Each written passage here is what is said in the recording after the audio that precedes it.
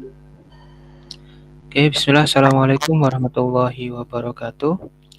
Waalaikumsalam. Alhamdulillahirrabbilalamin. Pada kesempatan pagi hari ini, siang atau malam, kita dari kelompok 18 dari mata kuliah SPII, Sejarah Pendidikan Islam di Indonesia, akan mempresentasikan berkaitan tentang karakteristik Nahdlatul Ulama sebagai penyelenggara pendidikan Islam di Indonesia oleh Hafidz Adinul Hakim dan Aufa Nurqanita.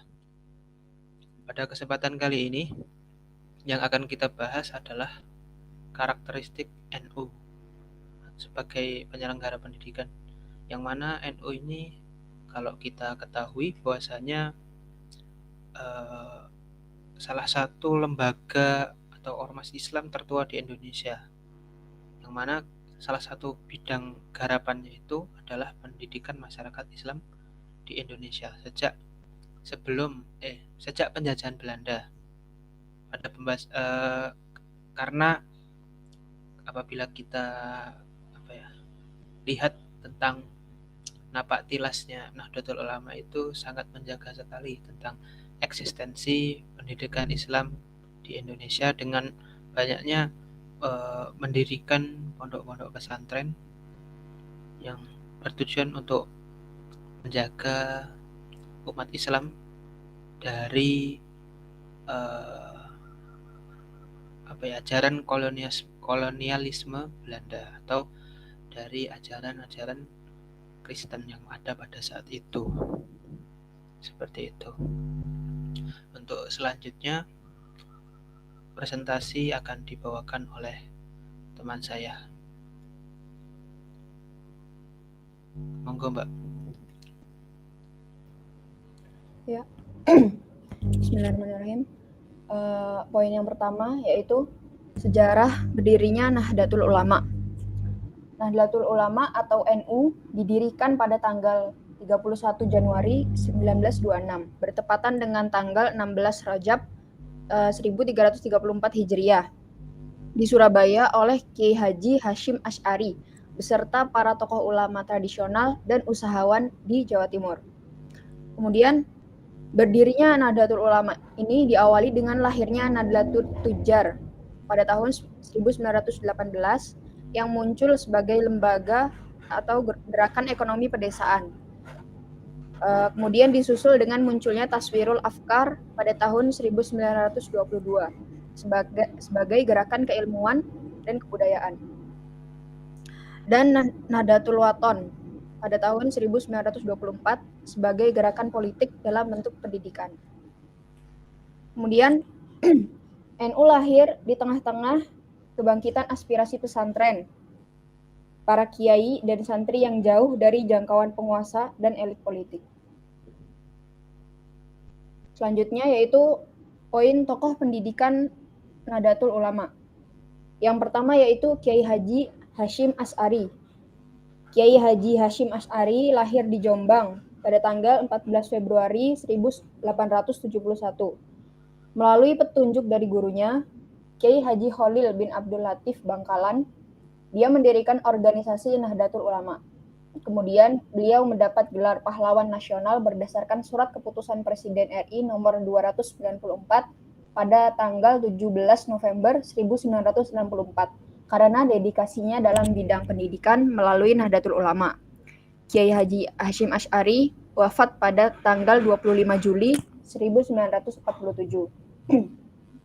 Kemudian yang kedua adalah Kiai Haji Abdul Wahid Hasyim. Kiai Haji Abdul Wahid Hasyim ini merupakan putra kelima dari Kiai Haji Hashim Asy'ari. Dia lahir di Jombang pada tanggal 1 Juni 1914. Ayah dari Presiden keempat Indonesia, Kiai Haji Abdurrahman Wahid ini pada usia 20 tahun sudah membantu sang ayah menyusun kurikulum pesantren, menulis surat balasan dari para ulama atas nama ayahnya dalam bahasa Arab, serta mewakili sang ayah dalam berbagai pertemuan dengan para tokoh. Pada 1935, usulan Abdul Wahid Hasyim tentang pendirian Madrasah Nizmiyah diterima, yang mana komposisi pengajarannya 70% itu ilmu pengetahuan umum dan 30%-nya itu ilmu agama. Kemudian yang terakhir Kiai Haji Abdul Wahid Hasbullah. Kiai Haji Abdul Wahid Hasbullah merupakan salah satu pendiri NU. Dia lahir di Jombang tanggal 31 Maret 1888. Ketika di pesantren Tebu Ireng, dia mulai mengajar ilmu fikih, akhlak, nahwu, sorf, dan lain-lain. Pada 1924, dia mengusulkan agar dibentuk perhimpunan ulama guna melindungi kepentingan kaum tradisionalis yang bermahzab. Usulan tersebut pun terwujud dengan mendirikan NU pada tahun 1926 bersama para kiai.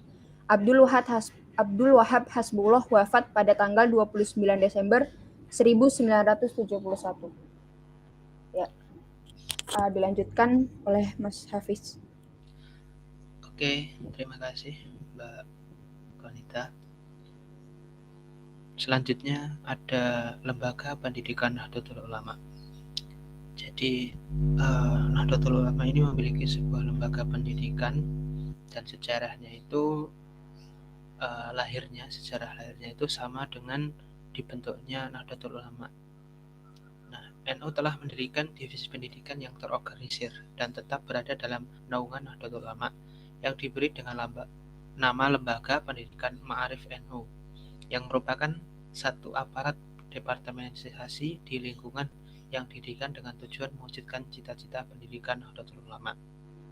Lalu, Lembaga Pendidikan Ma'arif Nahdlatul Ulama merupakan cita-cita para ulama Nahdlatul Ulama yang melihat kondisi umat Islam selama di bawah penjajahan Belanda yang terpuruk, lantaran amat tertinggal dari lembaga pendidikan yang dikelola oleh Belanda.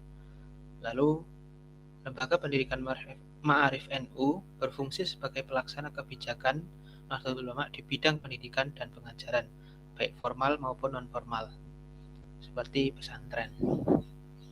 Jadi ini adalah lembaga yang menaungi pendidikan yang ada di Nahdlatul Ulama atau lembaga pendidikan yang ada di Nahdlatul Ulama, dinamakan dengan Ma'arif Nahdlatul Ulama, seperti itu. Lalu poin yang intinya yaitu karakteristik pendidikan Nahdlatul Ulama.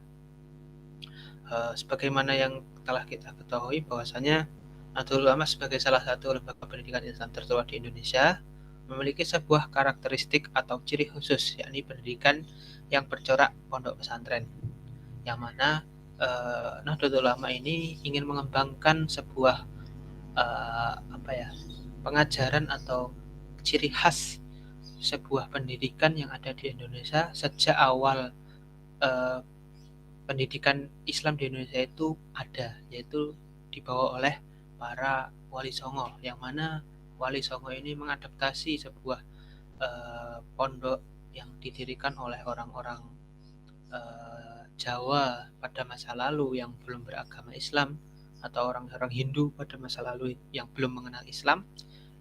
Sistem itu diadaptasi dan sehingga sekarang masih dilestarikan oleh Nahdlatul Ulama sendiri.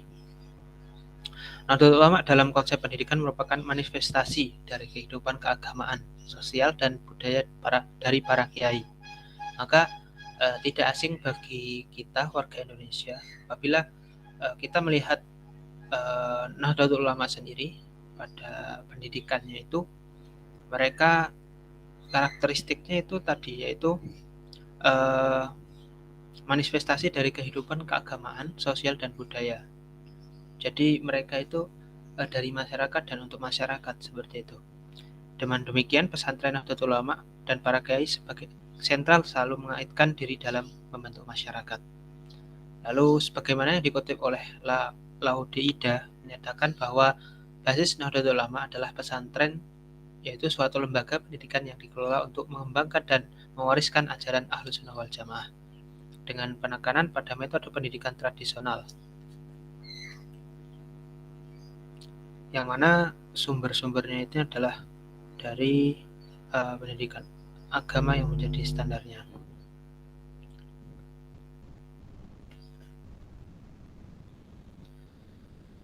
Lalu yang selanjutnya, karakteristik pendidikan Nahdlatul Ulama, salah satu sumber literaturnya itu yang sangat menonjol, yaitu adalah Kitab Kuning, yakni buku-buku yang berbahasa Arab karya para penulis Muslim periode pertengahan yang isinya menyangkut sekitar jurisprudensi atau pembahasan fikih, tauhid atau hakikat Allah Subhanahu wa taala, lalu hadis, tasawuf dan bahasa Arab. Lalu pendidikan NU ini mempunyai dua ciri yang esensial. Yang pertama al-i'timad ala nafsi, yaitu berdikari. Lalu yang kedua itu fil istimaiyah, masyarakat. Jadi artinya dihidupi oleh masyarakat, madrasah atau pesantren itu didirikan oleh masyarakat dan dibiayai sendiri oleh masyarakat. Jadi Nahdlatul Ulama itu hanya membuat sebuah lembaga pendidikan. Nah, masyarakat itu biasanya mereka akan mendirikan pada pesantren dan ketika dia ingin bergabung dengan NU maka nanti tinggal mencantumkan saja atau langsung saja berkoordinasi dengan lembaga pendidikan Ma'arif Nahdlatul Ulama sendiri. Makanya ciri khas dari pendidikan Nahdlatul Ulama itu adalah dari masyarakat untuk masyarakat, seperti itu.